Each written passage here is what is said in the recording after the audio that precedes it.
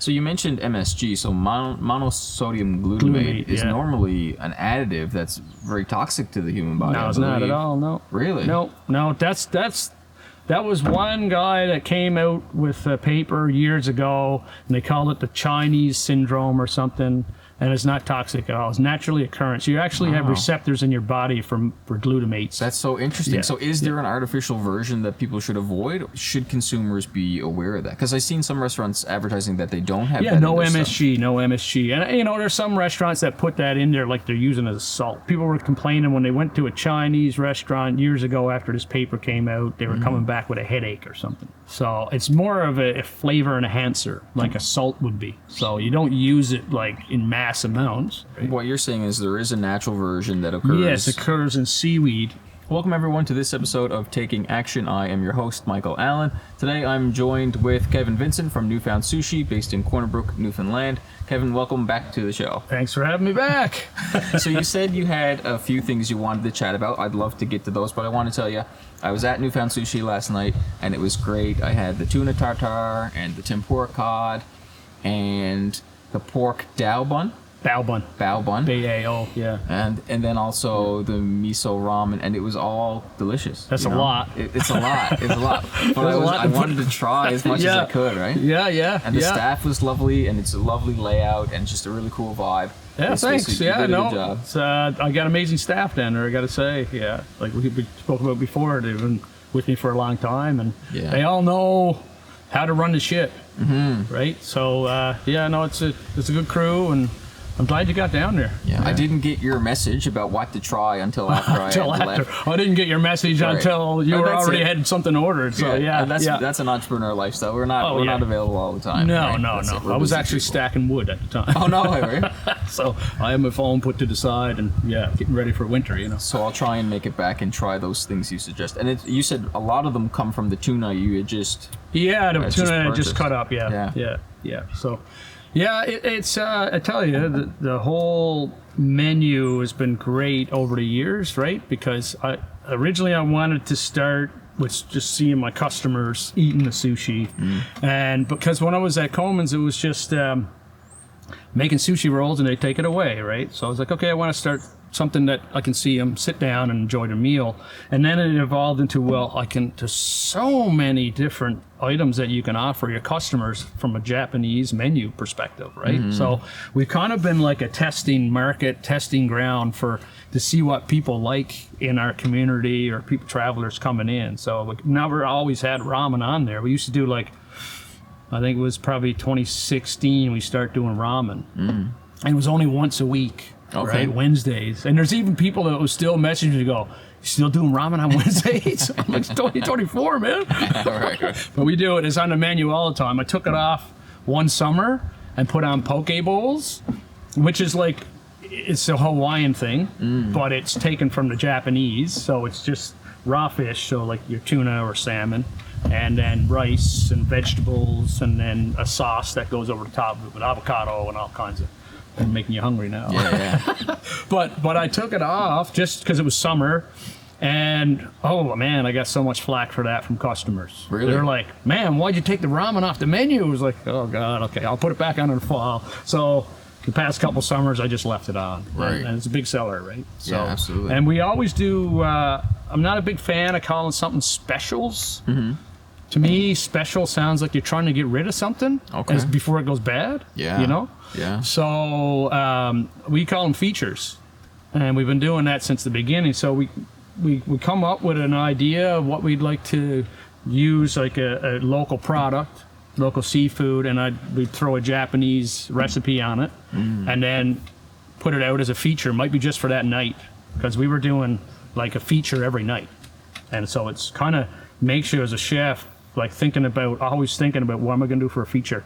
Right. Yeah. So you said the menu is quite large, and I mentioned to you earlier that I had only seen half of it, and I had picked out like a full meal worth of food, and then when I flipped it over, I was like, oh, here's all the good stuff. This is all the rolls are on the backside. Yeah. Well, you have you have a section of 8 piece rolls on the front. Yes, that's right. And then they're the 10 to 12 piece on the back. Right. Yeah, all the signature rolls. So a lot of the rolls that I had come up with myself, or some of my staff had come up with, like the North Coast, which just sits right on the top. That's one that James, he's a sushi chef down there, so kind of head sushi chef. Okay. And so he's come up with that one. So, and that one's going over really well. And that uses all local fish. So char is the main fish ingredient in there. So we bring down char from Labrador, which is part of an indigenous fishery up there. And so I bring down smoked char, already pre-smoked, packaged.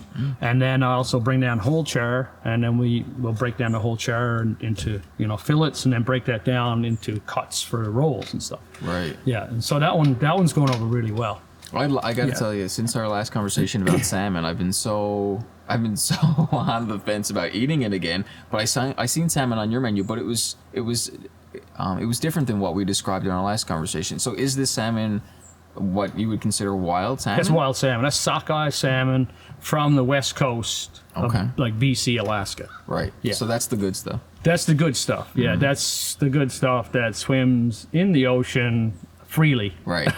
Right. Free range salmon. Right. That's not held up in pens and fed all kinds of garbage. Yeah. I want to go back and I want to try that for sure too, because there's something about salmon that I think maybe it might be a little bit emotionally attached to it as well, because that's my daughter and I's favorite piece to get. You mentioned that. Yeah.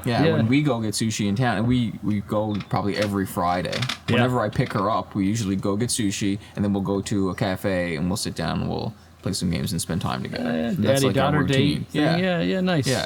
And sushi's been there since she's been like 2 years old. Oh, amazing. So that's great. We're gonna have to replace the salmon roll, unless we come out to your place. We can have it. Yeah. Or you can, ask the owner if he can get some sockeye salmon in, and I'm sure he can, because if I can do it, he can do it. Yeah, he's probably using some of the same suppliers I am. So I know the supplier I go through in Toronto and Montreal. They have customers in St. John's. Okay. Yeah, so they're probably using a lot of the same rice and different, menu items or ingredients anyway. Yeah. Absolutely. Yeah, that's good to know. So yeah, I'm excited to go back. I'd love to have you back. Yeah, absolutely. Yeah. There's a lot on the menu, and it takes a while to get down through it. Like I say, it's not just your standard 6 apps, 6 mains, 2 desserts, So we try to, because we have a lot of different types of seafood, it allows us to do a lot of different combinations with rolls. And how does the season change what you're able to offer? Like, I mean, do you still have tuna on the menu all year round, even if it's not the season for tuna? How does that work? Yeah, so some of it is seasonal. Yeah. And some of it is not seasonal. So bluefin tuna is mainly a summer thing, summer, early fall for us. And I try to keep it as fresh as long as possible. And if not, what I'll do, like I said before, I'll break down the tuna, blast freeze it so it's frozen super fresh, and then break it out, And then so that'll probably last us till maybe the end of October. And then I'm done with bluefin tuna, back to yellowfin tuna. Okay. Yeah. Salmon I can get all year round. It comes in frozen. And a lot of the seafood products, believe it or not, it comes in frozen. And, unless I'm shipping it from Japan to Newfoundland overnight, then you can't have a fresh fish, and then that's like, think of the footprint, the carbon footprint on that. Yeah. So there are places in Toronto that will do that, fly in fresh fish every day, but you're talking $250 to $300 per head for an omakase meal. And so omakase means trust the chef. You probably would have seen it on the menu. Okay. And omakase is, leave it up to the chef to make something for you. Right. So yeah, I'll be honest. Like, as much as I love eating sushi, I don't know much about it. And I even sat down last night and pulled up ChatGPT, and I was like, "What does some of this stuff mean?" Right. Yeah. And I learned a little bit about it, so getting a little bit more into it.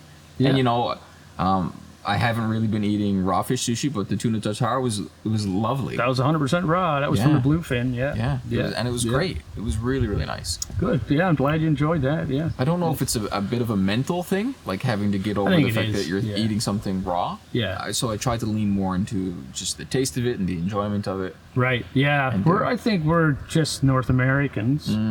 we're told to cook the crap out of everything. Right. Well, because most of our food is garbage. Yeah. I heard the reason we have to cook chicken so it's not pink is because of the conditions that they're growing up in. Otherwise, if you had a free range chicken that was you grew yourself, you could eat that. You could eat it meat. raw. Yeah. And in Japan they eat chicken raw. No way. It's just called chicken sashimi. Yeah. Wow. Or tori sashimi. Okay. Right? And so that's what they've done. They've cleaned up the whole process from where it's been growing, the processing facility, the shipping, to the, to breaking it down, the chicken down. And so as sanitary as possible all the way through, right? I love that. And so they'll either do it raw or they'll do a tataki on it, which is either seared on the outside just a little bit, or they might just dip it in hot boiling water and blanch it for like a second, just to kill anything that's on the outside, and then anything inside is fine. Wow. Yeah. So it's pretty cool. I've never tried chicken sashimi, but I would go back to Japan. I'll be trying that, and horse meat. So you were in Japan? Yeah, I went to Japan, myself and my wife. She said, "Oh, wish you would plan a trip sometime somewhere, and I don't have to be planning these trips." I said, "All right." So I hopped on Air Canada, found a seat sale, and I booked a flight to Japan and Tokyo, and surprised her with it like maybe 2 weeks before we went. Wow. And booked a hotel, and I was like, everything else we'll figure out. Yeah. And so we flew from here to Toronto, right into Tokyo, and then hit the ground running. We hit like 3 izakayas that night. What's izakaya is a Japanese gastropub. Okay. Yeah. So we hit like right because it's 12 hours in the time difference, right? So we're like 12 hours ahead of us. So by the time we got there, after 12 hours, we kind of slept on the flight, and our clocks just reverted to their time, and we were good to go. Perfect. And so we just went on an eating trip, really, and I guess a product knowledge trip, but blew me away, man. Like, if you ever get a chance to go to Japan, it's like going to another planet. It's like old and new all into one. It's like the future and the past kind of pushed into one spot. Yeah, it seems like such an amazing a cool place. It's on my bucket list for sure.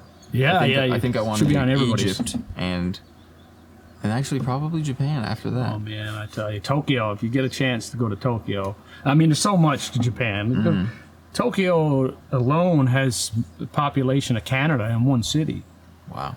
Right, there's like 35. Well, we got 40 million people now in Canada, but and growing. But there's like 35 million people in Tokyo, and it's just everything is run so efficiently, unbelievable. Like there's not even a piece. I tell you how clean it is, and it's just the way the culture is growing up. It's like in school they don't have janitors, they don't have people that cook for them in the cafeteria. Kids do all that. Yeah, I've the heard kids that. Clean the washrooms, they clean the floors, they actually cook the meals and stuff like that, and prepare meals for, so that's the way they're growing up. So you'll see an 80-year-old woman out sweeping her sidewalk, like everybody takes care of what they have. Right. And I walked away from a week of being there, and to sum it up in one word, it would be like respect, in terms of they respect people, they respect their environment, the general population, we'll say, right?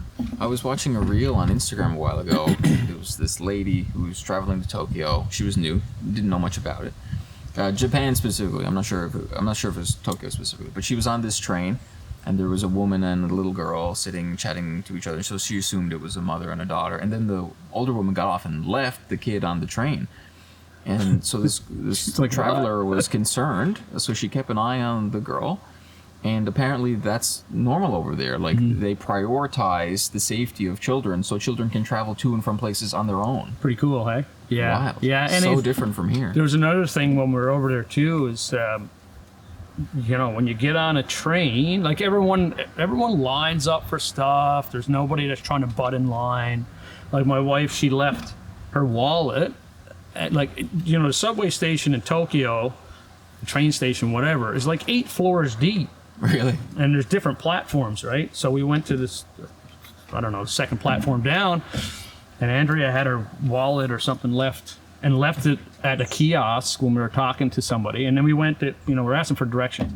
And so we went down to the platform that we're supposed to go to, and we're waiting for the train, and we hear someone coming down over the steps saying, Miss, you left your wallet. You can leave your wallet on the train and it'll be there 3 days later. Like, no one steals stuff. Wow. No one's going to take anything from you. You feel super safe, whether it's 2 in the day or 2 in the morning. Like, wow. I couldn't believe it. Like I said, there's not even a piece of gum on the road. It's actually illegal to chew gum and walk. Wow. Yeah. And like garbage, you don't see any garbage. And you won't see garbage cans. That's wild. I wonder. It's crazy. Is that coming from the people or is it authoritative as well? Well, authoritative too. Yeah. But they just know that they have to be very careful when you're in close proximity. Like, you know, maybe this is the amount of space you have, less than this space between me and you in Japan, right? And your living quarters are so small. Everything is so tight, right? In Tokyo itself. Right. So that's where you get into that really cool furniture that all like folds out. Yeah, everything's compact, and even the hotel rooms are super compact, man. Yeah, it's pretty cool place. I wonder now, are they similar to China, where China is becoming a little bit too authoritative now, and they've got this whole social credit system where I don't think so. No, it's not the same type of I don't think they're at that point yet. Environment. No. People seem pretty free and happy, and yeah. It's even cool where they maximize the use of space. So like areas that like the train goes over, train makes a lot of noise or sound, and so underneath the bridges, this is where they put the izakayas. Because the izakayas are meant to be loud and boisterous, right? Yeah. So everyone is drinking. It's like an Irish pub, but in Japan, you know, and clanging and drinking and having a laugh. So that creates a lot of sound. So it drowns out the sound of the tracks of like, you know, and the trains screeching going over. You don't hear that. Wow. You just hear what's going on inside. So, cool. so you can't put a little boutique store in there because it'd just be too loud, right? That's fascinating. Yeah. That's so smart. Yeah, it is smart. Yeah. So I mean, I think it's because you only got so much space to work with, so you got to be creative, you know. So, absolutely. Yeah. What were some of the things that were on your mind that you wanted to share last time that we didn't get a chance to? I think we did speak about the business plan, and like, you know, anybody who's starting out, wanting to start out, and you have an idea what you want to do, and you know, in your mind you think about, okay, this is going to be awesome, I'm going to do this, but you don't write a business plan. Right. And you don't just write a business plan for the funding. That's one part of it. But I think the whole process of going through a business plan, the whole kind of training exercise of knowing every little bit of a business before you start it, knowing the market, knowing your competition, knowing where you need to sit in between somewhere in the market, and finding that gap that you can take advantage of, in terms of like, okay, there's a gap in the product and service or whatever you're offering. You know, if there's a product or a service, it's like, okay, where can I find the gap that no one is? Do I come in below that, or do I go up above and give a better experience or a better quality of something, right? Right. So I think that, like with me and the business plan, I told you I had these 2 guys that were helping me out and stuff. So they wouldn't actually write my business plan. I mean, there's people out there that write a business plan for you, so you can go take it and go to the bank or go to somewhere to get funding for it. And then what happens is you don't even read it. Yeah. You don't even know what's in the business plan, you know, and then it gets thrown down and collects dust. You never look at it. But for me, when I said, "Whew, man, a business plan, that was a lot of work," and then the guys looked at me as like, "The real work hasn't begun. You haven't even opened business yet." Yeah. I was like, "Oh yeah, right, right." Yeah. So and I kept going back to it and just referring to it and going, "Okay, this is what I projected in terms of sales, or this is what I thought I was going to be at." And I looked at it and was like, oh, that's not the way it is at all. Like, you know, I had projected my sales to go on a pretty nice angle up. Yeah. You know, month by month. But it actually went like this. Right. You know, it's not in the restaurant industry anyway.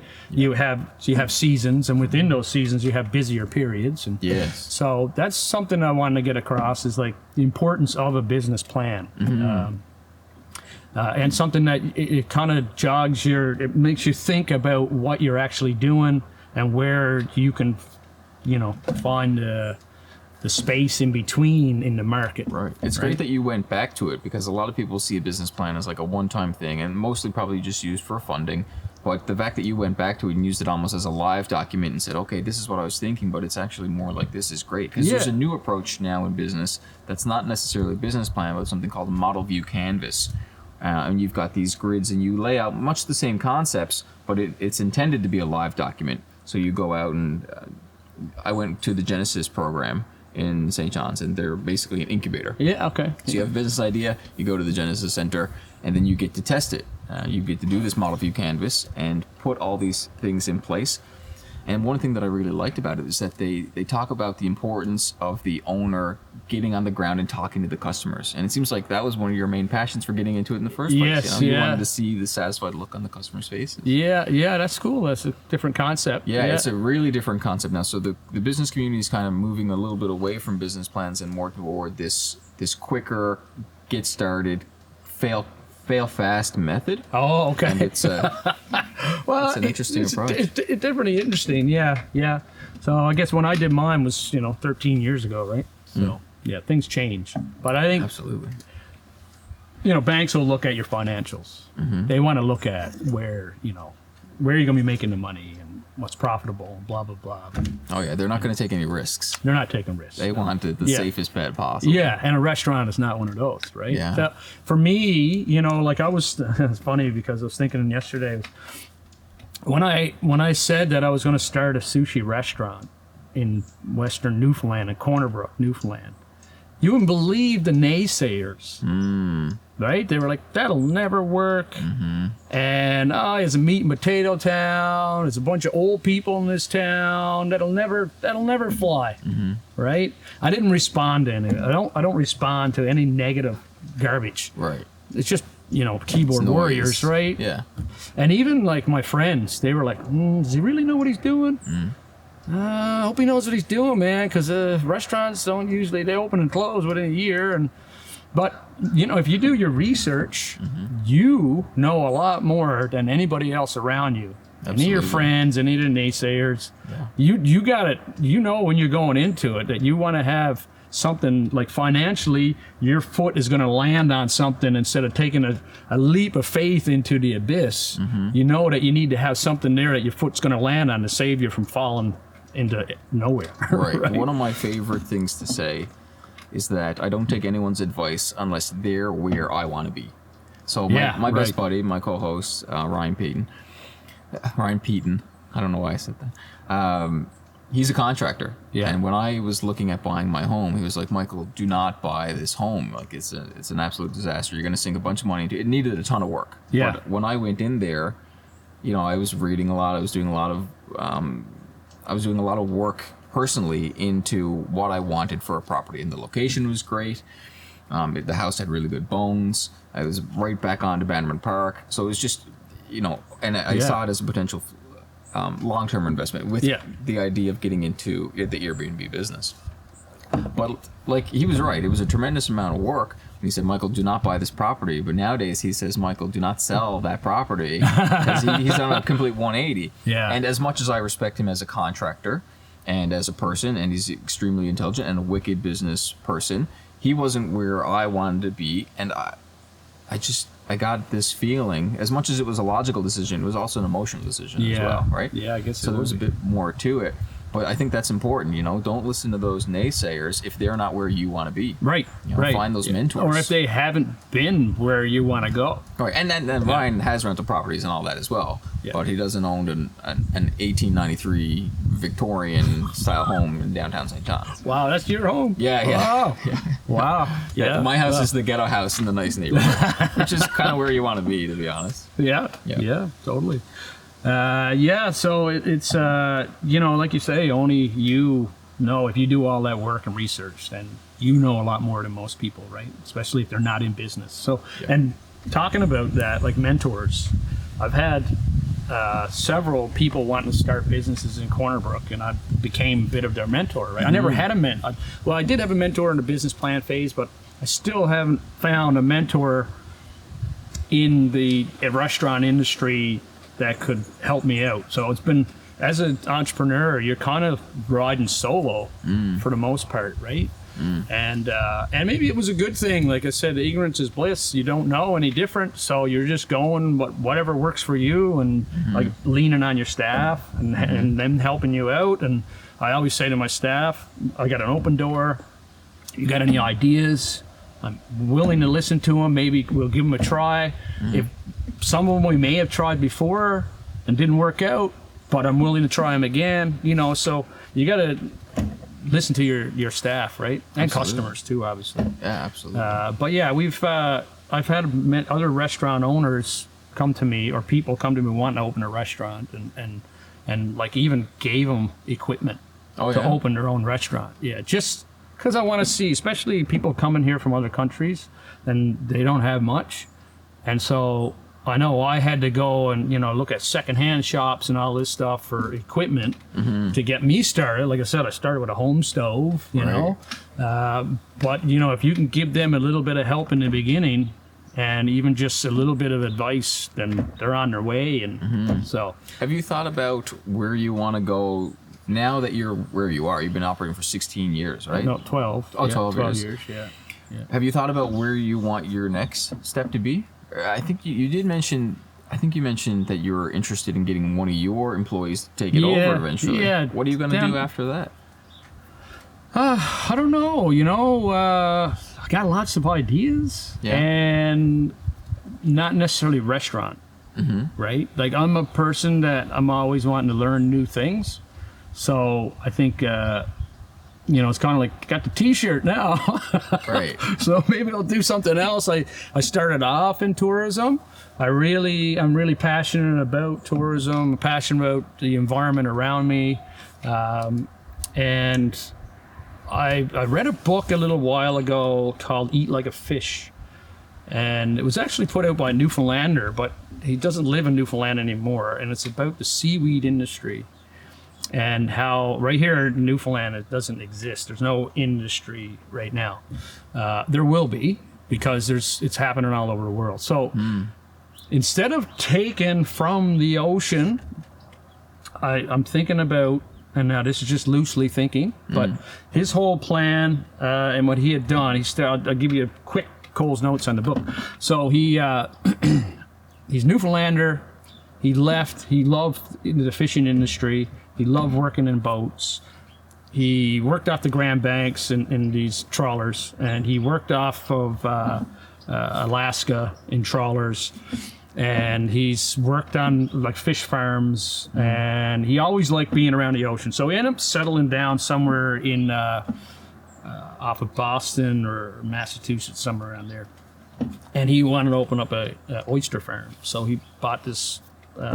He managed to get a lease for 20 acres of waterfront to start an oyster farm, right? So he started this oyster farm, and then Hurricane Katrina came through and wiped it out. So he started it back up again. Another hurricane came through and wiped it out. So he's like, oh my God, how can I do something here? So he's like, okay.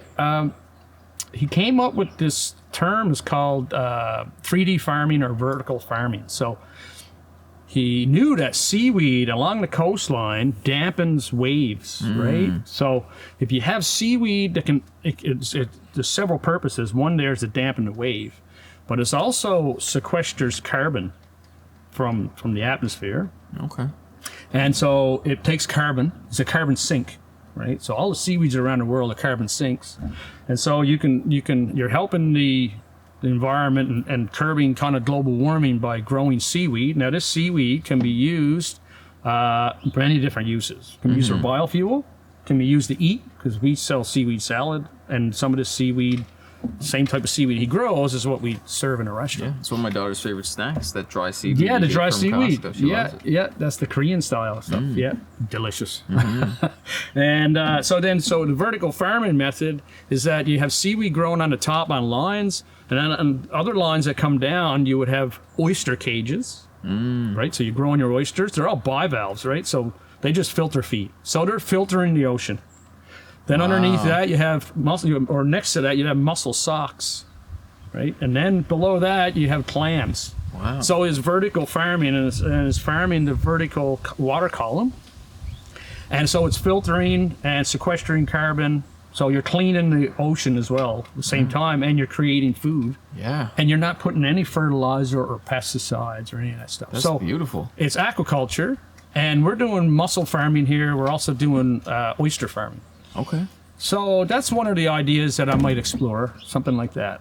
Yeah. And I think we could get Newfoundlanders back into the boats again in coastal communities because the cod collapse, right, since 92. Or at least the minimum, you could take fishermen that are fishing lobster, crab, and then during the slower seasons when there's no fishing or commercial fishing on the go, they're taking care of these oyster seaweed farms. Yeah. How much land do you think you would need to operate something like that, even on smallest scale? Well, he said if you got $20,000 and 20 acres and a boat and the gear, then that's all you need.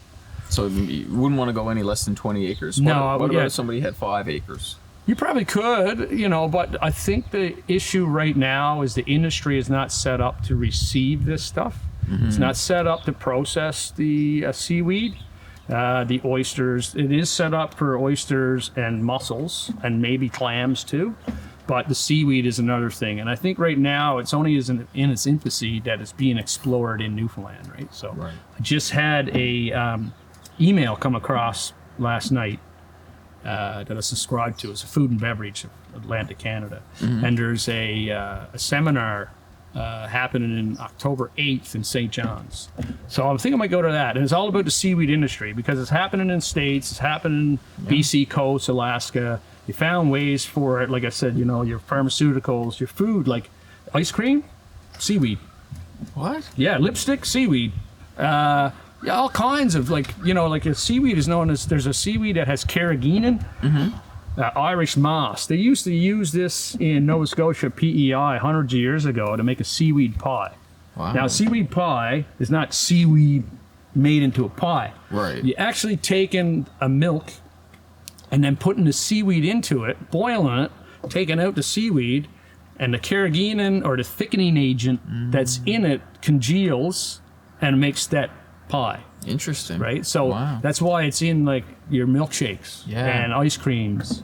Yeah. So, and there's, like I said, the pharmaceutical, the food uses. Apparently cows, if you feed seaweed to cows, they have 40% less gas or flatulence. Oh, wow. So that's less methane going into the atmosphere. So it's all kinds of cool stuff. So you think, it sounds like one of these setups is not something that somebody could do to kind of live off-grid themselves, but there's a bit more processing required once you've got it to a certain size. It's something maybe a community could do, but not so much individuals. That's why I was thinking more of a co-op, you know? So you can say, let's just say Burgeo, for instance. You got a fish plant that's not being used.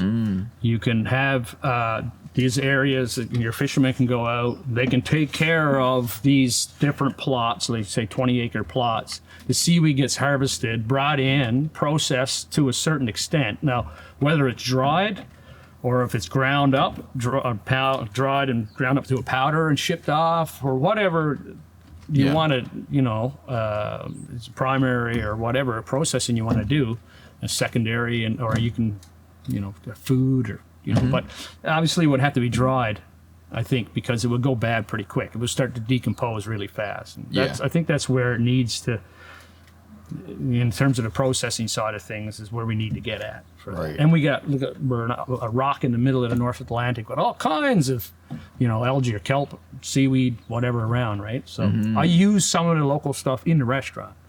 So there's a company called Newfound Seaweed Company. Okay. And they shipped out a couple boxes of this dry seaweed. And traditionally I've been using it, and in Japan they use it almost in every one of their dishes is a seaweed of some sort. So you get a miso soup. Yes. Miso soup has little bits of seaweed in it, but it also has something called dashi. So when it comes to dashi, there's a couple different kinds. There's one is a seaweed or a kombu kelp dashi. So you just take the seaweed, you let it, you boil, bring it to a boil and let it sit for like 20 minutes, and extracts out the nutrients out of the seaweed. You take the seaweed and you can use that for something else after. And then you add that with, say, a mushroom. So you take a shiitake mushroom, and you do a broth at that, mix those together, and they create your natural MSG. Oh. Right? So seaweed has a monosodium that grows on it. No way. So the kelp. So there's a couple different kinds of kombu here in Newfoundland, or kelp. And one is called finger kelp, I think, or oarweed is also known as. And so what happens when you dry that, this monosodium actually comes out and goes on the surface. And you rub your finger along it, taste it, and you're like, like it gives you that umami. It's a part of the whole umami taste, right? Right, which is mouthfeel, right? It's mouthfeel, yeah, exactly. Kind of savory taste to it. It's hard to explain, but it's it's full on. The sixth taste or something. Yeah. Fundamental for the way we enjoy food. Yeah. Oh yeah. Well, I mean, it's in glutamates are in tomatoes, like sun-dried tomatoes. Your meats, cheeses, different cheeses. So. So you mentioned MSG. So monosodium glutamate is normally an additive that's very toxic to the human body. No, it's not at all. No. Really? No. That was one guy that came out with a paper years ago, and they called it the Chinese syndrome or something, and it's not toxic at all. It's naturally occurring. So you actually have receptors in your body for glutamates, for monosodium glutamates. That's so interesting. Yeah. So is there an artificial version that people should avoid, or is when we see monosodium glutamate or MSG on a label, should consumers be aware of that? Because I've seen some restaurants advertising that they don't have that no MSG, no MSG. And, there's some restaurants that put that in there like they're using it as salt. They put it in everything, right? So I'm not sure about the whole, because people were complaining when they went to a Chinese restaurant years ago after this paper came out, they were coming back with a headache or something. So it's more of a flavor enhancer, like a salt would be. Right. So you don't use it like in mass amounts. You just use a little bit if you're going to put it on. And a lot of chefs use it. Use MSG, right? What you're saying is there is a natural version that occurs. Yes, it occurs in seaweed, the monosodium. So you take the seaweed, and there's also something known as katsuobushi flakes. So in Japan, the basis of a lot of their cooking is your kombu seaweed and katsuobushi. And katsuobushi is a skipjack tuna that has been fermented and dried, so it's hard as a rock. Then they take it and they shave it, so it comes off in ribbons. Okay. Real fine ribbons. And then you take a handful of that stuff. We actually put it, we get bags of it come in, but they put that in their stocks, in their soup stock, right? And that with the kombu, and then miso gives you miso soup, right? So it's all these building blocks. Right, and the miso is the soy? Miso is soy-based, yeah. So it's a fermented soybean with koji. Okay. Koji is a mold. Really? Yeah. I made some last year. Wow. It's amazing stuff. You can use it as a meat tenderizer. Again, another flavor enhancer. You can do a shio koji, which is like salt koji. It actually grows. It's a spore that grows on rice, but you gotta add this stuff to it. So the spore itself, and then you can grow it. And you can grow so far. If you go past 48 hours, then it grows and it starts sporulating. But then you can collect those spores, so then you can use it on more rice after. You take that rice, you put it in with, you boil some soybeans. Or last year I made some chickpea miso.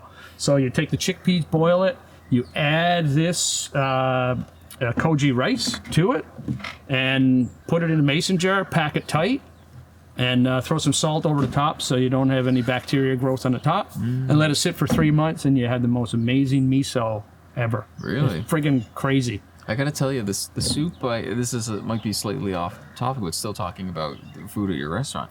The egg that was in my ramen soup was delicious. It was probably the best egg I've ever had. Yeah, so it's a soy marinated egg. So we take the egg, boil it so it's a soft yolk. Right? Yeah. And then we'll marinate it in soy sauce, water. There's a bit of water in there too, because you don't want too powerful, right? Right. So it's kind of like a pickled egg, soy pickled egg, and there's some ginger and garlic in there, and there's also green onion and that sort of stuff. It was so tasty. Yeah, so it's a marinated egg. It's not just your boiled egg. Right. Yeah. It was such a little treat to find in the soup bowl. Yeah, I go down there on a Monday.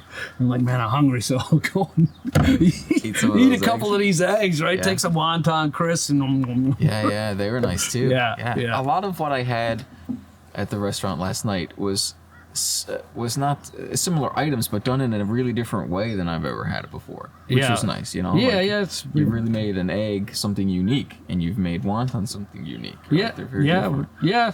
And I've seen other restaurants doing it after we've been doing it. So. And that bun too.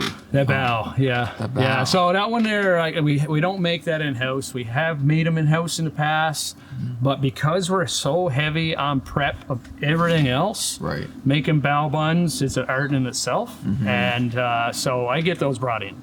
Yeah. So I can't say we make everything in house. Yeah, of course. I mean, you have a lot of items on. There's a lot of prep that goes in. I counted it one day. It's something like 14 hours of prep for 5 hours of service. Wow. Now that's man hours. Right. Or human hours, right? Yeah. Yeah, a prep that goes into it. So that's, another reason why we don't open till 4 o'clock in the afternoon, because there's people in there prepping all day long, right? So 12 on. Wow. Yeah. So. What are your hours from 4 to 9? 4 to 9, yeah, 5 days a week. Yeah. Okay. So again, that's one of these things. I did start out first. I was putting in 16 hours a day, 6 days a week.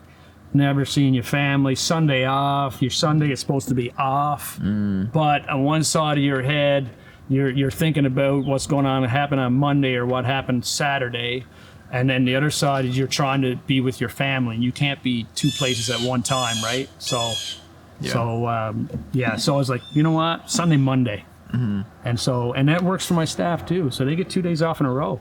Yeah, it's not like pieced together because. You know what it's like? You can't relax. Even a weekend.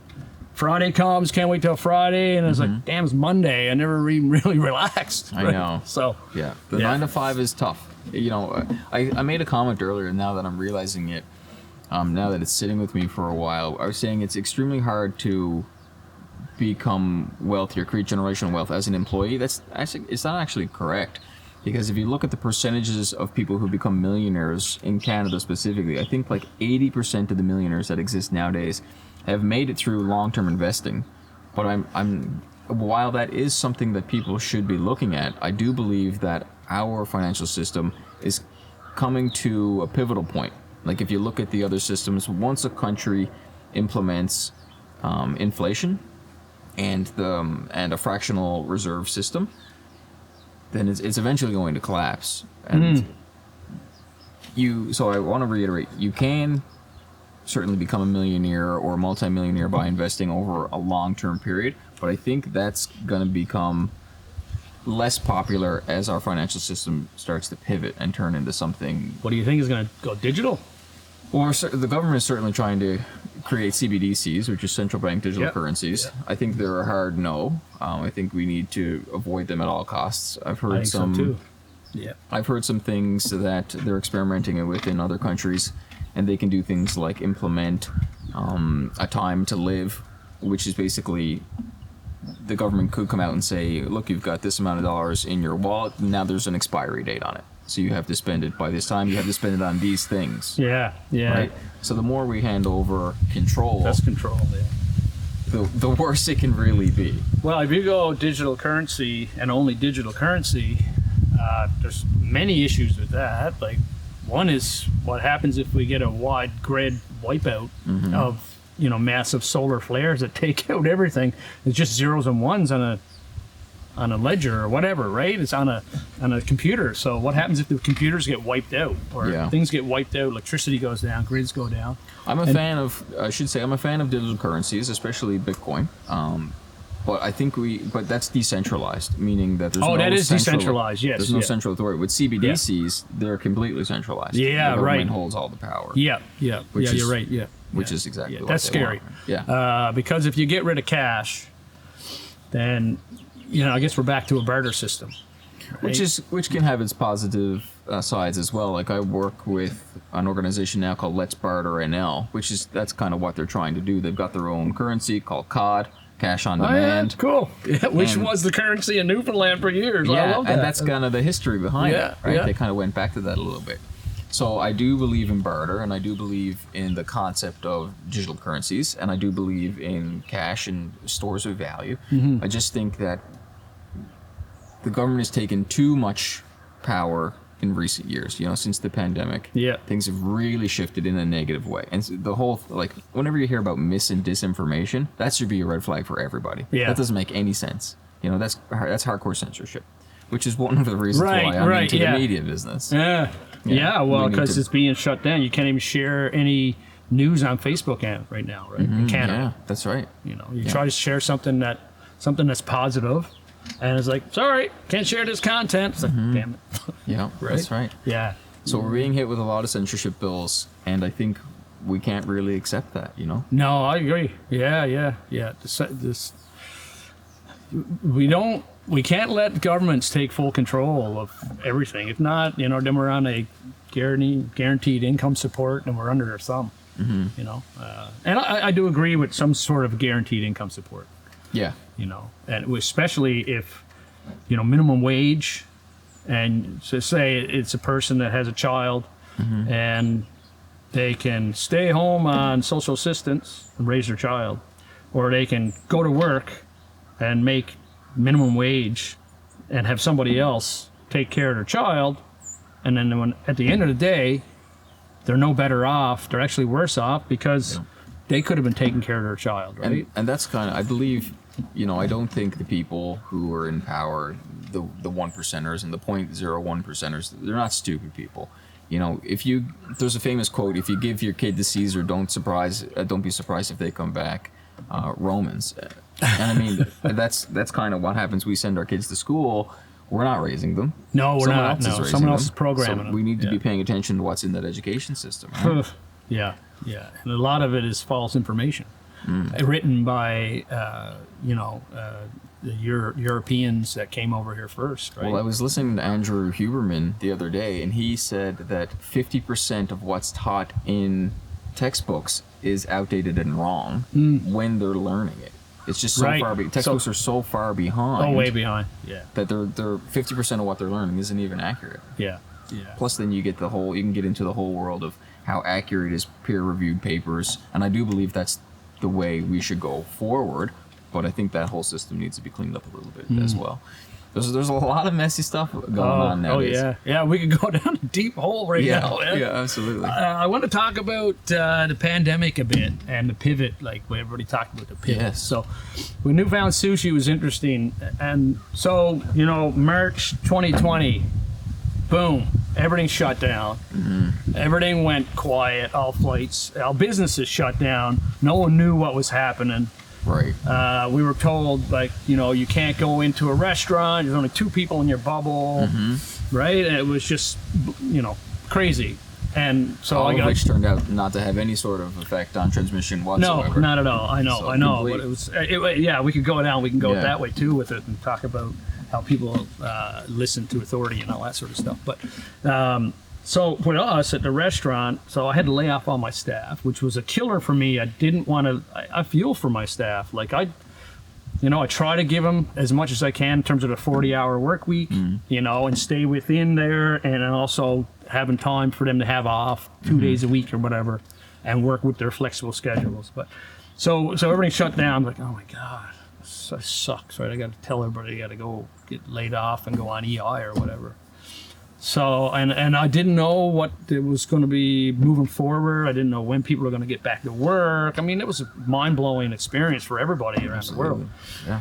So it was probably like a month into it, or less than a month, maybe 2 weeks or 3 weeks. And the Coleman's, the company that I work for, right, when I started making sushi back in 2009, they called me up and they're like, hey, you got any of your staff laid off that make sushi? I was like, yeah, everyone is laid off right now.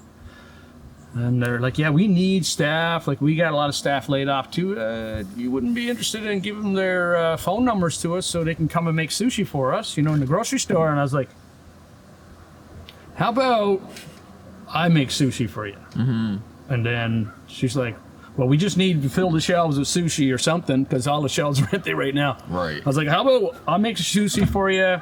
And then we worked out a deal where they'd have a cab come pick it up, put it in coolers, kept it at the proper temperature, all this sort of stuff.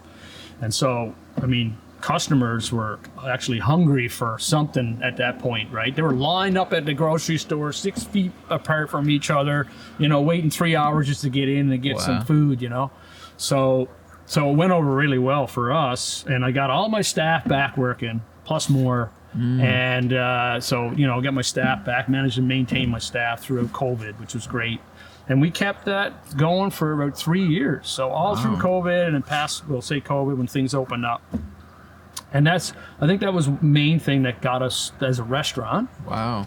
Because you still got bills. Yeah. You still got bills you're paying, your mortgage, your bill, whatever bills you have, right? All that overhead, you're still paying it. Absolutely. So you needed money coming in. Because the first month, it was like, I lost 50 grand right off the top. I was like, holy shit, I can't go another month like this, man. Yeah. That's just crazy. Like, any little bit that I got banked is going to be gone. Right. Right after, working 8 years, right? So yeah, that worked out really well. That's a scary time. That worked for 3 years. It was great. Yeah. Did you also leverage takeout as well? Did you switch? So we also at the same time. So it worked out really well because we do takeout in the daytime. And I think it was, I don't know if it was only evenings or it was lunch too. I think we did do, I can't remember if it was lunch too. No, it wasn't lunch.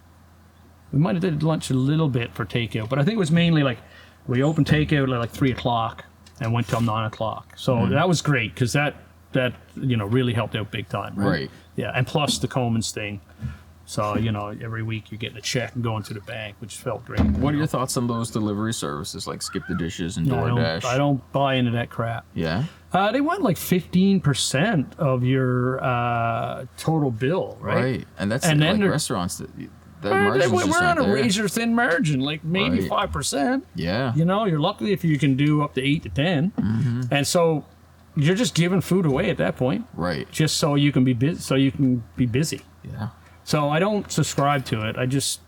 We never ever got into it. I don't think I ever will. It's, our customers, most of them will drive to come pick it up. Or if they don't drive or they can't drive at the time, they'll call a cab and the cab will go pick it up. Right? So we'll figure out a way. Right.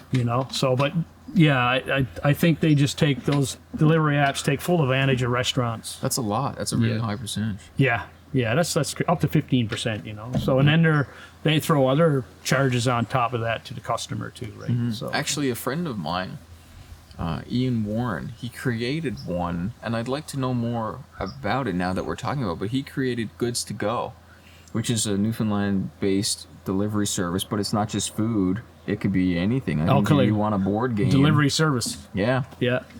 Yeah, he certainly has restaurants under his belt as well, and I think it's a much more favorable deal than the other platforms. There's another reason why I didn't get into it, because sushi, this presentation, you eat with your eyes first, right? So you get this roll, and it's beautiful, and it looks really nice, but when you got a guy that's going around doing Skip the Dishes or Uber Eats or whatever, he's getting paid by order, so he shows up and just gets fired in a bag. Or it might get put in the bag, and he'll take the bag that we give to him, and then he'll just fire it in the back seat. And by the time it gets knocked around, and the customer gets it, and they're like, what the hell is this? Like, this is a mess. Yeah. It's going to taste the same, but it doesn't look the same, right?